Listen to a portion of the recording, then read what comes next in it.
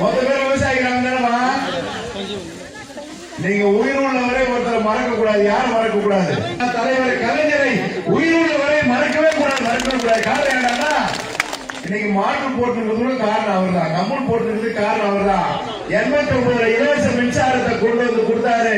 இலவச மின்சாரம் விவசாயத்துக்கு இல்லைன்னு சொன்னா 6 மாசத்துக்கு ஒரு பில்லு கட்டுன்னு சொன்னா வீட்டுல கம்மல் இருக்காது. இப்ப நான் கேட்கிறேன், அந்த இலவச மின்சாரத்தை கலைஞர் கொடுக்கலன்னு சொன்னா இன்னைக்கு நம்ம நிலைமை என்ன? ஈபி பில்லு கட்டணும். நேற்று தக்காளி எவ்வளவுன்னு கேட்டேன், 3 கிலோ 100 ரூபாய்.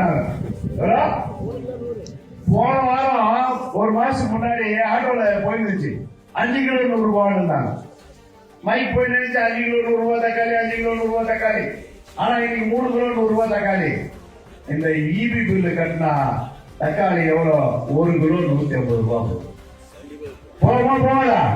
சரி, மனசாட்சி இந்த செயற்பாடுகளை தொட்டு சொல்றேன். ஜெயலலிதா கொடுத்தாங்க இலவச மின்சாரம்.